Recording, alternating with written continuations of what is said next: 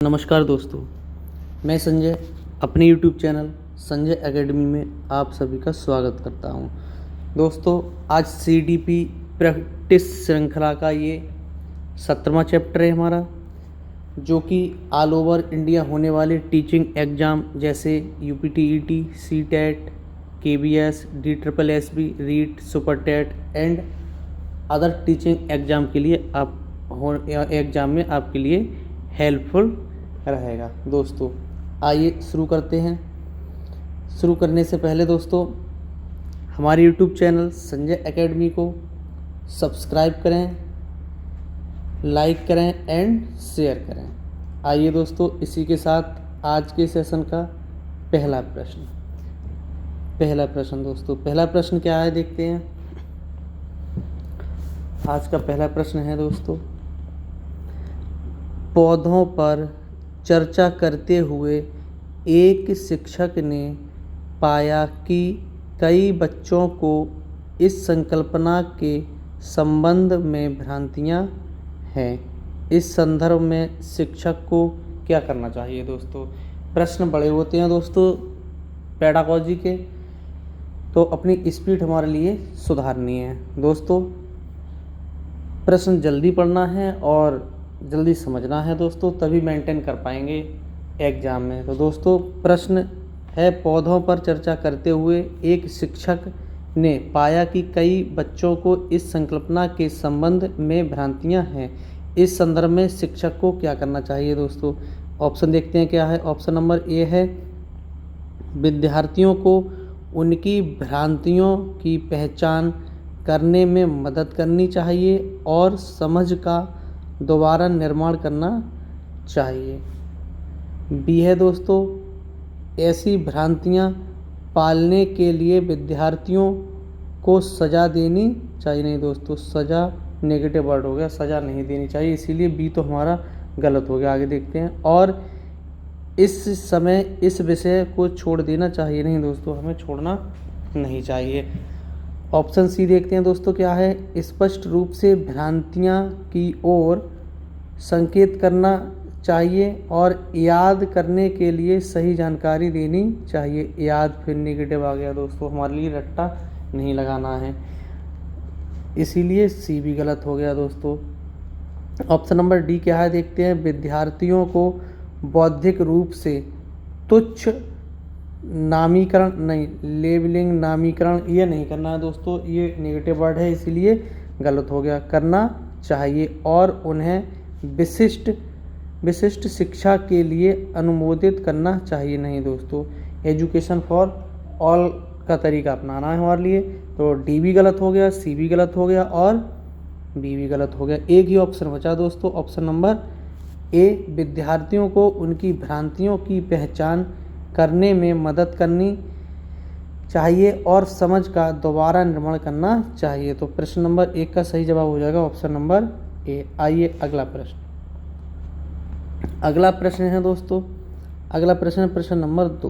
प्रश्न number 2 अजर्सन statement वाला है दोस्तों, देखते हैं क्या है।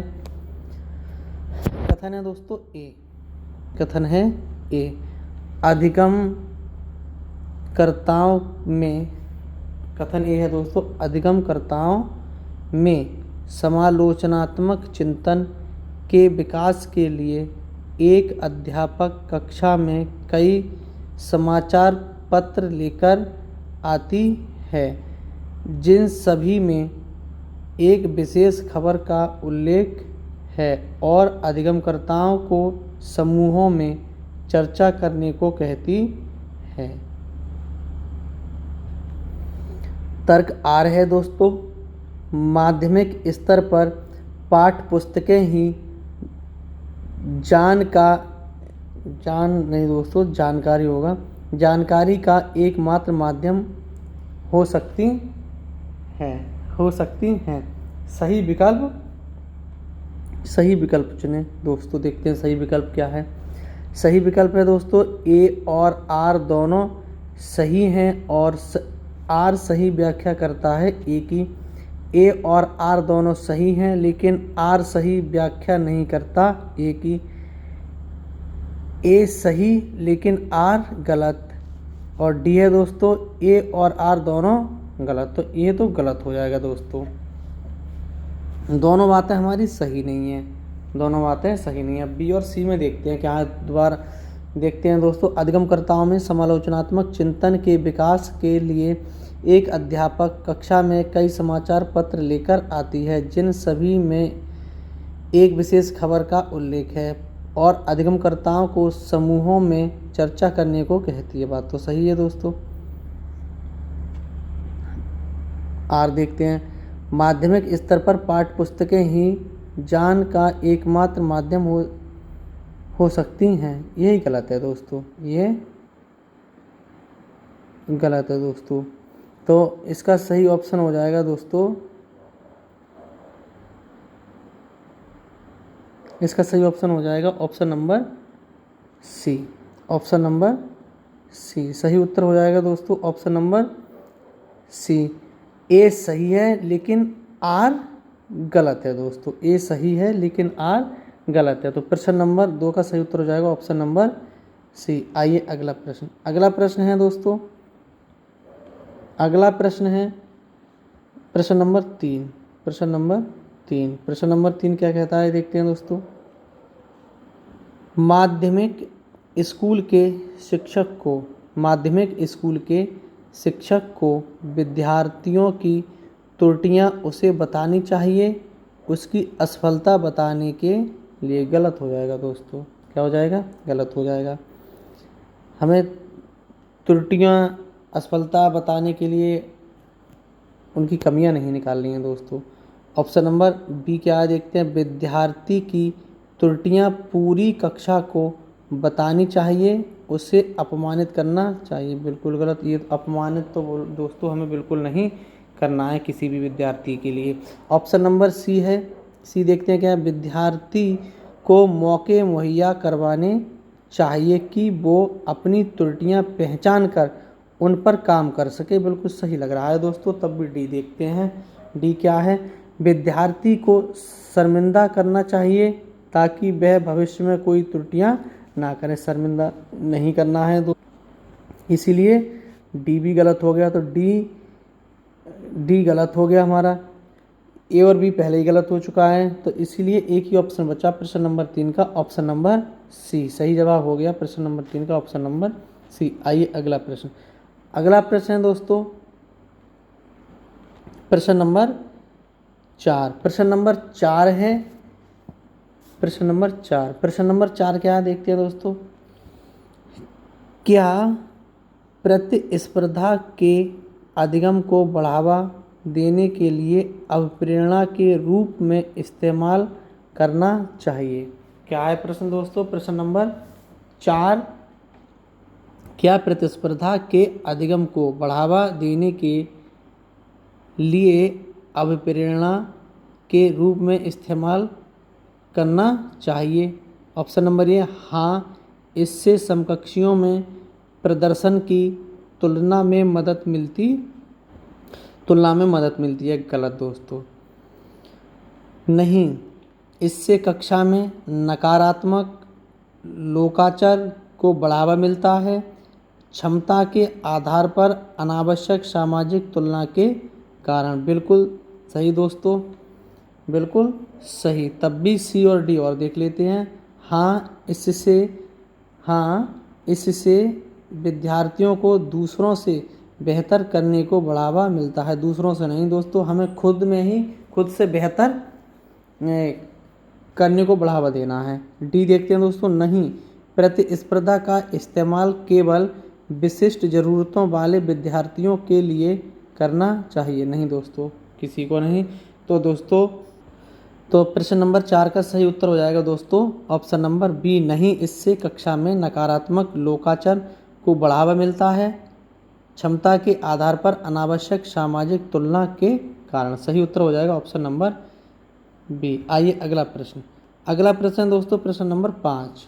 प्रश्न नंबर 5, प्रश्न नंबर 5 देखते हैं क्या है। प्रश्न नंबर 5 है दोस्तों, निम्नलिखित में से किसमें अधिसंज्ञानात्मक क्षमताओं की जरूरत पड़ती है। प्रश्न दोस्तों, निम्नलिखित में से किसमें अधिक संज्ञानात्मक क्षमताओं की जरूरत पड़ती है? प्रश्न नंबर 5। ऑप्शन देखते हैं क्या है। प्रयोग के चरणों का विवरण, समस्या समाधान की अपनी रणनीतियाँ पर चिंतन, गणितीय संक्रिया की नियत प्रणाली का दोहराव, पाठ्यपुस्तकों में दी गई विभिन्न घटनाओं की परिभाषाओं का स्मरण। तो इसका सही उत्तर क्या हो जाएगा दोस्तों, देखते हैं। प्रयोग के चरणों का विवरण, ये तो बिल्कुल गलत हो जाएगा दोस्तों। बी देखते हैं, समस्या समाधान की अपनी रणनीतियों पर चिंतन, सही लग रहा है दोस्तों। तब भी सी और डी देखते हैं। गणितीय संक्रियाओं की नियत प्रणाली का दोहराव, रट्टाफिकेशन नहीं करना है दोस्तों, इसीलिए गलत हो गया। डी देखते हैं, पाठ्यपुस्तकों में दी गई विभिन्न घटनाओं की परिभाषाओं का स्मरण, नहीं दोस्तों, परिभाषाएं नहीं याद कराना है, स्मरण ये भी ऐसा भी कोई तथ्य नहीं है, इसीलिए डी भी गलत हो जाता है। तो प्रश्न नंबर 5 का सही जवाब हुआ ऑप्शन नंबर बी। आइए अगला प्रश्न। अगला प्रश्न है प्रश्न नंबर 6। प्रश्न नंबर 6 है दोस्तों, प्रश्न नंबर 6। एक शिक्षिका विद्यार्थियों की समस्या समाधान की क्षमताओं को कैसे बढ़ावा दे सकती है? एक शिक्षिका विद्यार्थियों की समस्या समाधान की क्षमताओं को कैसे बढ़ावा दे सकती है? ऑप्शन देखते हैं क्या है दोस्तों। प्रश्न नंबर 6 का ऑप्शन नंबर ए, पूछताछ को हतोत्साहित करके, नहीं दोस्तों, हमें प्रोत्साहित करना है। क्या करना है? प्रोत्साहित करना है दोस्तों, प्रोत्साहित करना है दोस्तों, हतोत्साहित नहीं करना है। क्या करना है दोस्तों हमारे लिए? प्रोत्साहित करना है दोस्तों। क्या करना है? प्रोत्साहित, प्रोत्साहित करना है, हतोत्साहित नहीं करना है, तो इसीलिए ये तो गलत हो गया दोस्तों। ऑप्शन नंबर बी देखते हैं दोस्तों, छठे का क्या है। ऑप्शन नंबर बी, अनुरूपकों के इस्तेमाल को निषेधित करके, क्या है दोस्तों? अनुरूपकों के इस्तेमाल को निषेधित करके, ये भी गलत हो जाएगा दोस्तों।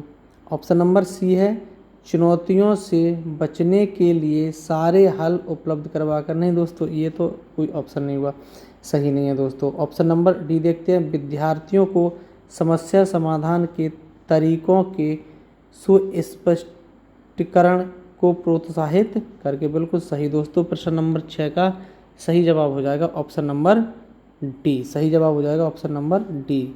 आइए अगला प्रश्न। अगला प्रश्न है प्रश्न नंबर 7। क्या है दोस्तों? अगला प्रश्न है प्रश्न नंबर 7। प्रश्न नंबर 7 क्या है देखते हैं। प्रश्न नंबर 7 है, एक सामाजिक संरचनात्मक कक्ष में, एक सामाजिक संरचनात्मक कक्षा में बच्चे निष्क्रिय रूप से सुनते हैं जब शिक्षिका पढ़ाती है, नहीं दोस्तों, सक्रिय रूप से सुनते हैं बच्चे। क्या करते हैं दोस्तों? बच्चे दोस्तों क्या होता है? बच्चे निष्क्रिय नहीं होते हैं दोस्तों। बच्चे कैसे होते हैं? बच्चे होते हैं दोस्तों सक्रिय, क्यों? एक्टिव। कैसे होते हैं दोस्तों? एक्टिव होते हैं, एक्टिव होते हैं दोस्तों। ऑप्शन नंबर बी है क्या? बी देखते हैं दोस्तों क्या है। संसाधन केवल दिखावे के लिए होते हैं, नहीं दोस्तों, संसाधन दिखावे के लिए नहीं होते हैं। जो भी संसाधन या TLM का हमें क्या करना है? प्रयोग करना है दोस्तों। क्या करना है? प्रयोग करना है, इसीलिए बी भी गलत हो गया, ए भी गलत और बी भी गलत हो गया दोस्तों प्रश्न नंबर 7 का। सी देखते हैं क्या है। बैठने की व्यवस्था में क्रियाकलाप के अनुसार बदलाव होते हैं, बिल्कुल सही लग रहा है दोस्तों। तब भी डी और देख लेते हैं। आकलन को अधिगम से परे एक अलग गतिविधि के रूप में किया जाता है, नहीं दोस्तों, गलत। एक ही जवाब बचा दोस्तों प्रश्न नंबर, ऑप्शन नंबर सी। क्या बचा दोस्तों? ऑप्शन नंबर सी, बैठने की व्यवस्था में क्रियाकलाप के अनुसार बदलाव होते हैं। आइए अगला प्रश्न। अगला प्रश्न है दोस्तों प्रश्न नंबर 8। प्रश्न नंबर 8 क्या है देखते हैं। प्रश्न नंबर 8 है दोस्तों, निम्नलिखित में से कौन से कारक निम्नलिखित में से कौन से कारक सार्थक अधिगम तथा विद्यार्थियों को चुनौतीपूर्ण कार्य करने के लिए प्रोत्साहित करेंगे। प्रश्न दोबारा देख लेते हैं दोस्तों, बड़ा प्रश्न है। निम्नलिखित में से कौन से कारक निम्नलिखित में से कौन से कारक सार्थक अधिगम तथा विद्यार्थियों को चुनौतीपूर्ण कार्य करने के लिए प्रोत्साहित करेंगे। ऑप्शन देखते हैं क्या है दोस्तों। ऑप्शन ए है शिक्षकों का विद्यार्थियों की क्षमताओं के बारे में सकारात्मक विश्वास। सही लग रहा है दोस्तों, तब भी बी सी डी देखते हैं क्या है। बेहद प्रतिस्पर्धात्मक, ये बिल्कुल गलत नेगेटिव वर्ड है दोस्तों। प्रतिस्पर्धात्मक कक्षा संस्कृति जिसमें व्यक्तिगत उपलब्धियों पर बल हो, गलत हो जाएगा दोस्तों। ऐसे वातावरण जिसमें प्रदर्शन को बढ़ाने के लिए डर, नहीं दोस्तों, डर, भय व शर्मिंदगी पर बल दिया जाए, ये भी गलत हो गया दोस्तों। ये दोनों ही नेगेटिव वर्ड हैं। ऑप्शन नंबर डी है दोस्तों, समस्या समाधान के हर चरण में भौतिक इनाम देकर। नहीं दोस्तों, ऐसी कोई बात नहीं है कि प्रत्येक कार्य के लिए बच्चे को इनाम ही दिया जाएगा। तो एक ही ऑप्शन बचा, ऑप्शन नंबर ए, शिक्षकों का विद्यार्थियों की क्षमताओं के बारे में सकारात्मक विश्वास। अध्यापक को क्या होना चाहिए, विद्यार्थियों पर विश्वास होना चाहिए दोस्तों। इसीलिए प्रश्न नंबर 8 का सही उत्तर हो जाएगा ऑप्शन नंबर ए। आइए अगला प्रश्न। अगला प्रश्न है प्रश्न नंबर 9। प्रश्न नंबर 9 क्या है देखते हैं दोस्तों। कौन सा संवेग, प्रश्न नंबर 9 क्या है देखते हैं। कौन सा संवेग विद्यार्थियों को अधिगम में हतोत्साहित करेगा। गर्व, आनंद, उम्मीद, बोरियत। क्या करेगा दोस्तों। बहुत ही सरल प्रश्न है, फ्री का नंबर है, ये समझ लीजिएगा इसका। तो कौन सा संवेग विद्यार्थियों को अधिगम में हतोत्साहित करेगा। गर्व, ये तो सही है दोस्तों, इसीलिए गलत है। आनंद, ये भी अच्छा है, ये हतोत्साहित नहीं प्रोत्साहित करेगा, ये भी इसीलिए सही गलत हो गया। उम्मीद, ये भी सकारात्मक प्रोत्साहित करेगा, इसीलिए गलत हो गया। जो बोरियत है दोस्तों, ऑप्शन नंबर डी, यही गलत है, इसीलिए सही है। तो प्रश्न नंबर 9 का सही जवाब हो जाएगा ऑप्शन नंबर डी, बोरियत। अगला प्रश्न देखते हैं दोस्तों क्या है अगला प्रश्न है प्रश्न नंबर 10। प्रश्न नंबर 10 क्या है देखते हैं। यदि छात्र आपके शिक्षण में रुचि नहीं ले रहे हैं तो आप क्या करेंगे। उन्हें अनदेखा करेंगे और पढ़ाना जारी रखेंगे। नहीं दोस्तों, हम किसी भी कक्ष में हम किसी भी बच्चे को अनदेखा नहीं करेंगे दोस्तों। क्या नहीं करेंगे, अनदेखा नहीं करेंगे दोस्तों। इसीलिए हमारा ए तो गलत हो जाएगा।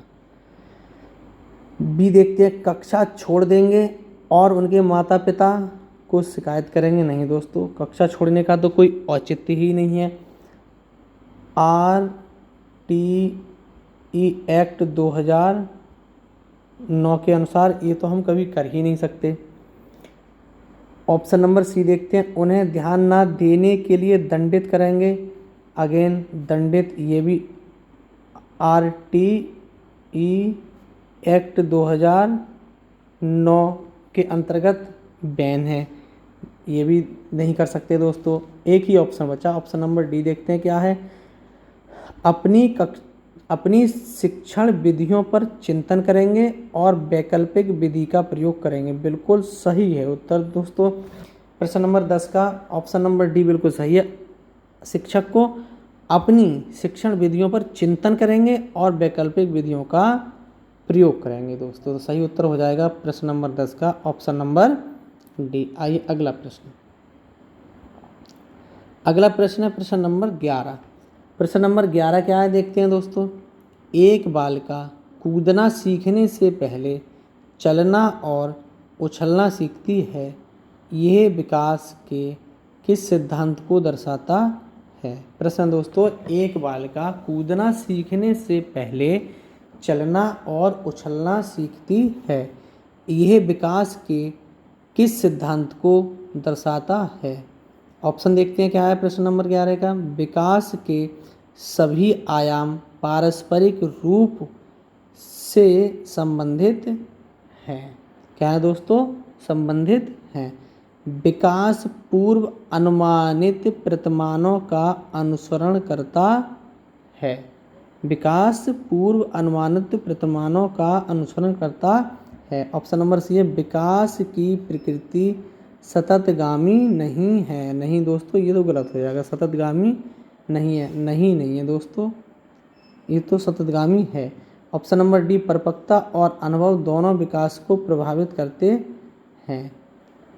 तो प्रश्न दोबारा देखते हैं दोस्तों, क्या है? एक बालिका कूदना सीखने से पहले चलना और उछलना सीखती है, ये विकास के किस सिद्धांत को दर्शाते हैं? विकास के सभी आयाम पारस्परिक रूप से संबंधित, ऐसी कोई बात नहीं कही है दोस्तों इसमें। प्रश्न नंबर 11, प्रश्न नंबर 11, विकास पूर्व अनुमानित प्रतिमानों का अनुसरण करता है, बिल्कुल सही दोस्तों। प्रश्न नंबर 11 का सही जवाब हो जाएगा ऑप्शन नंबर बी, विकास पूर्व अनुमानित प्रतिमानों का अनुसरण करता है। आइए अगला प्रश्न। अगला प्रश्न दोस्तों, प्रश्न नंबर 12। प्रश्न नंबर 12 क्या है देखते हैं दोस्तों। बालकों में वृद्धि और विकास में क्या शामिल है? क्या है दोस्तों? बालकों में वृद्धि और विकास में क्या शामिल है?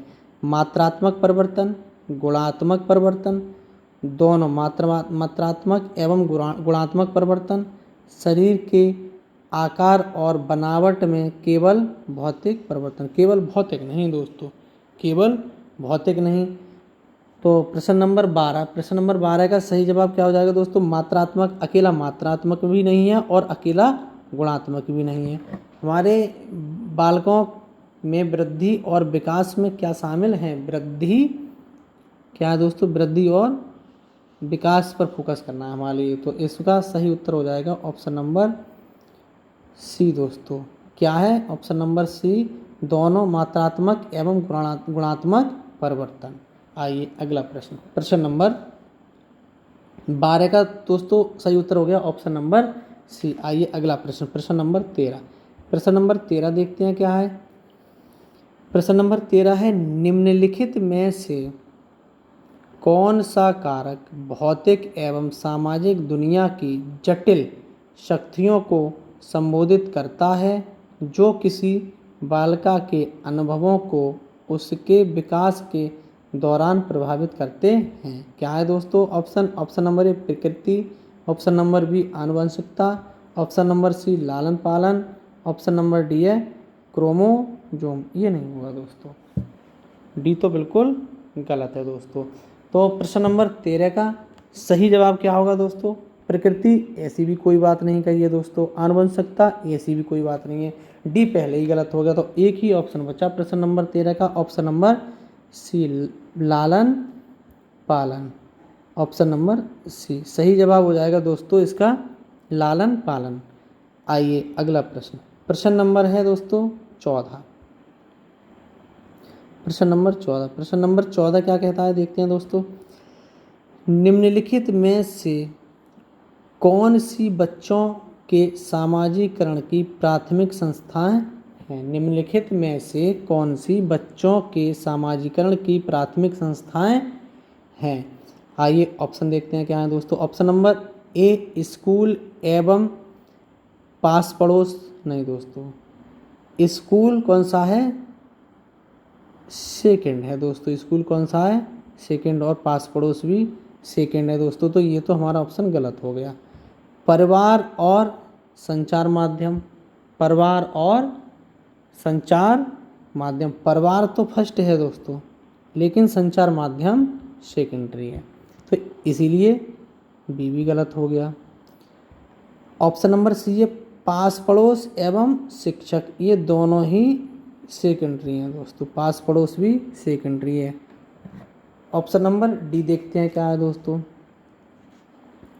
परिवार एवं पास पड़ोस, परिवार फर्स्ट और पास पड़ोस भी फर्स्ट। लेकिन अगर शिक्षक या मीडिया, स्कूल इसके साथ पास पड़ोस आता है तो वो सेकेंडरी में आता है। और अगर परिवार के साथ नेबरहुड आ जाए दोस्तों तो क्या हो जाएगा, प्राथमिक हो जाएगा दोस्तों। तो प्रश्न नंबर 14 का सही जवाब हो जाएगा ऑप्शन नंबर डी। प्रश्न नंबर 14 का सही जवाब हो जाएगा ऑप्शन नंबर डी, परिवार एवं पास पड़ोस। क्या है दोस्तों, ये सामाजिकरण के क्या है, प्राथमिक संस्थाएं हैं दोस्तों। आइए अगला प्रश्न, प्रश्न नंबर 15। प्रश्न नंबर 15 क्या है देखते हैं दोस्तों। कमल स्वयं को तर्क देता है कि यदि तनु उसे एक क्रेयॉन देगी तो वह उसे भी एक क्रेयॉन देगा, ताकि उपहारों के लेन देन में समानता हो। कमल लॉरेंस कोहलबर्ग के नैतिक विकास के किस चरण पर है, किस चरण पर है दोस्तों। आइए ऑप्शन देखते हैं। ऑप्शन नंबर ए यांत्रिक उद्देश्य, अभिनवीकरण। ऑप्शन नंबर बी अच्छा लड़का अच्छी लड़की, अभिनवीकरण। ऑप्शन नंबर सी है दोस्तों सामाजिक व्यवस्था निर्वहन, अभिनवीकरण। ऑप्शन नंबर डी है सामाजिक समझौता, अभिनवीकरण। तो सही क्या हो जाएगा दोस्तों, सही ऑप्शन क्या हो जाएगा प्रश्न नंबर 15 का, सामाजिक समझौता। ये तो दोस्तों है नहीं। सामाजिक व्यवस्था निर्वहन ये भी नहीं है दोस्तों। अच्छा लड़की टिट फॉर टेट ये भी नहीं दोस्तों, ये भी नहीं। तो प्रश्न नंबर 15 का एक ही ऑप्शन बचा, ऑप्शन नंबर ए। क्या बचा दोस्तों, ऑप्शन नंबर ए यांत्रिक उद्देश्य अभिनवीकरण। सही उत्तर हो जाएगा प्रश्न नंबर 15 का सही उत्तर हो जाएगा ऑप्शन नंबर ए। आइए अगला प्रश्न दोस्तों प्रश्न नंबर 16। प्रश्न नंबर 16 क्या है देखते हैं दोस्तों। प्रश्न नंबर, संज्ञानात्मक विकास के किस चरण में बच्चे एक दूसरे के साथ खेल संबंधी विचार साझा करते हैं। संज्ञानात्मक विकास के किस चरण में बच्चे एक दूसरे के साथ खेल संबंधी विचार साझा करते हैं और इस समझ को कि संकेत वस्तुओं को दर्शाते हैं, सुदृढ़ करते हैं, लेकिन संरक्षण करने में असक्षम होते हैं। तो प्रश्न नंबर 16 का सही जवाब क्या होगा दोस्तों, ऑप्शन देखते हैं। संवेदीय पेशीय अवस्था, सेंसरी मोटर, ये तो होगा नहीं दोस्तों। ऑप्शन नंबर बी देखते हैं, औपचारिक संक्रियात्मक अवस्था, ये तो दोस्तों आगे की बात है, ये भी गलत हो जाएगा। मूर्त संक्रियात्मक अवस्था, ये भी नहीं होगा दोस्तों। तो एक ही ऑप्शन बचता है प्रश्न नंबर 16 का, ऑप्शन नंबर सी। बच्चा किस में है दोस्तों, पूर्व संक्रियात्मक अवस्था में है। किस में है दोस्तों, बच्चा किस में है, प्रश्न नंबर 16 का सही जवाब किस में हो जाएगा, क्या हो जाएगा दोस्तों, बच्चा किस में है, पूर्व संक्रियात्मक अवस्था में है। बच्चा दोस्तों 2 से 7 वर्ष की बात करता है दोस्तों, ऑप्शन 2 से 7 वर्ष की बात करता है। सही उत्तर हो जाएगा प्रश्न नंबर 16 का, ऑप्शन नंबर सी। आइए अगला प्रश्न है दोस्तों प्रश्न नंबर 17। एक 6 वर्षीय बालिका सोचती है कि लंबे गिलास में छोटे और चौड़े बर्तन से अधिक पानी आता, यद्यपि उसकी आँखों के सामने ही पानी एक बर्तन से दूसरे बर्तन में पलटा गया है। पियाजे के अनुसार बालिका की यह सोच किस योग्यता की कमी के कारण है। क्या है दोस्तों, ऑप्शन देखते हैं। ऑप्शन नंबर 1 क्रमबद्धता की योग्यता, ऑप्शन नंबर बी सोपान क्रमिक वर्गीकरण योग्यता, एकेंद्रीयता, आनुपातिक तर्क की योग्यता। ये तो होगा नहीं दोस्तों और ये भी गलत हो जाएगा। बी और सी में देख लीजिएगा क्या है दोस्तों, बी और सी में देख लीजिएगा प्रश्न नंबर 17 का क्या है दोस्तों, प्रश्न नंबर 17 का। तो प्रश्न नंबर 17 का बी देखते हैं, सोपान क्रमिक वर्गीकरण योग्यता, ये भी गलत हो जाएगा। एक ही ऑप्शन बचा दोस्तों, अकेंद्रीयता। क्या हो जाएगा दोस्तों? अकेंद्रीयता। प्रश्न नंबर 17 का सही जवाब हो जाएगा ऑप्शन नंबर सी। आइए अगला प्रश्न। अगला प्रश्न है प्रश्न नंबर 18। प्रश्न नंबर 18 क्या कहता है देखते हैं दोस्तों। बच्चा, मैं पहेली के इस हिस्से को पूरा नहीं कर पा रहा हूँ। अध्यापक, यहाँ कौन सा टुकड़ा आना चाहिए क्योंकि ये बिल्ली के पैर हैं। बच्चा, पंजे। अध्यापक, सही। कौन सा टुकड़ा पंजे जैसा दिखता है? बच्चा, यह वाला। उपयुक्त बातचीत में सामाजिक अंतःक्रिया की किस विशेषता पर प्रकाश डाला जा रहा है? किस प्रक्रिया पर प्रकाश डाला जा रहा है दोस्तों?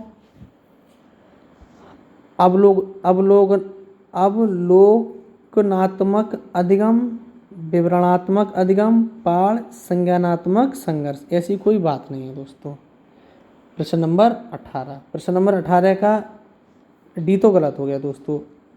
अवलोकनात्मक अधिगम ऑब्जर्व तो हो नहीं रहा है दोस्तों, ये भी गलत हो गया। विवरणात्मक, विवरण कुछ दिया नहीं जा रहा, ये भी गलत हो गया।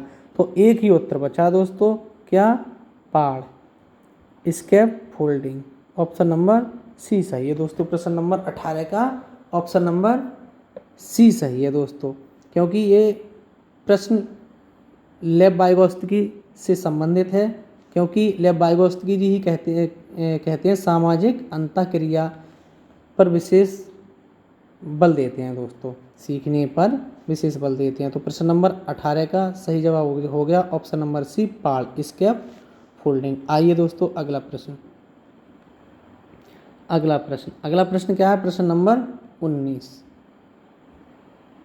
फिर लेब वाइगोत्स्की जी से प्रश्न है दोस्तों, देखते हैं क्या है। प्रश्न नंबर 19 है, लेब वाइगोत्स्की का संज्ञानात्मक विकास का सिद्धांत किससे संबंधित है? लेब वाइगोत्स्की का संज्ञानात्मक विकास का सिद्धांत किससे संबंधित है? ऑप्शन नंबर ए, सामाजिक सांस्कृतिक दृष्टिकोण, मनोयौगिक दृष्टिकोण, व्यवहारवादी दृष्टिकोण, ऐतिहासिक दृष्टिकोण। ऐसा कुछ नहीं है दोस्तों, ऐसा कुछ नहीं है दोस्तों। और व्यवहारवादी भी नहीं है दोस्तों। मनोयौगिक दृष्टिकोण ये भी नहीं दोस्तों। एक ही ऑप्शन बचा, option number A. Lev Vygotsky ji सीखना बेहतर बताते हैं सामाजिक सांस्कृतिक परिवेश या दृष्टिकोण के अनुसार। तो प्रश्न नंबर 19 का सही जवाब हो जाएगा ऑप्शन नंबर ए। आइए अगला प्रश्न है प्रश्न नंबर 20। प्रश्न नंबर 20 क्या है दोस्तों, देखते हैं। पियाजे के सिद्धांतों पर आधारित एक रचनावादी कक्षा में बच्चे किस तरह सीखते हैं? पियाजे कहते हैं दोस्तों, पियाजे के सिद्धांतों पर आधारित एक संरचनावादी कक्षा में बच्चे किस तरह से सीखते हैं? ऑप्शन देखते हैं दोस्तों, क्या है? ऑप्शन नंबर ए, बड़ों का अनुसरण करके सीखते हैं। नहीं दोस्तों, ये गलत है दोस्तों। ऑप्शन नंबर बी है, बड़ों द्वारा दी गई व्याख्याओं से सीखते हैं। ये भी गलत हो गया दोस्तों। पुरस्कार के लिए प्रयास से सीखते हैं। नहीं दोस्तों, ये भी गलत हो गया। ऑप्शन नंबर डी देखते हैं, स्वतः स्फूर्ति गतिविधियों से सीखते हैं। बिल्कुल सही दोस्तों, ऑप्शन नंबर डी सही जवाब हो जाएगा प्रश्न नंबर 20 का ऑप्शन नंबर डी। स्वतः स्फूर्त गतिविधियों से सीखते हैं, क्योंकि पियाजे ने बच्चों के लिए नन्हा वैज्ञानिक कहा है। क्या कहा है दोस्तों? पियाजे ने बच्चों के लिए नन्हा वैज्ञानिक कहा है। दोस्तों ये प्रश्न नंबर 20 आज का अंतिम प्रश्न था। इन 20 प्रश्नों का संकलन आपके लिए कैसा लगा और 20 प्रश्नों में आपके कितने सही हुए, ये कमेंट बॉक्स में ज़रूर बताएं दोस्तों। और अगर इससे संबंधित कोई आपका सुझाव हो तो उसे भी कमेंट बॉक्स में ज़रूर बताएं। आइए दोस्तों आगे चलते हैं। दोस्तों अंत में खुशी आप हमारे यूट्यूब चैनल संजय एकेडमी को सब्सक्राइब करें, लाइक करें एंड शेयर करें दोस्तों इसी के साथ। और अगर इससे संबंधित अगर आपका कोई सुझाव है तो उसे कमेंट बॉक्स में ज़रूर दें। और हमारे यूट्यूब चैनल को खुशी संजय एकेडमी को सब्सक्राइब करें, लाइक करें एंड शेयर करें। इसी के साथ सभी दोस्तों को नमस्कार, थैंक यू।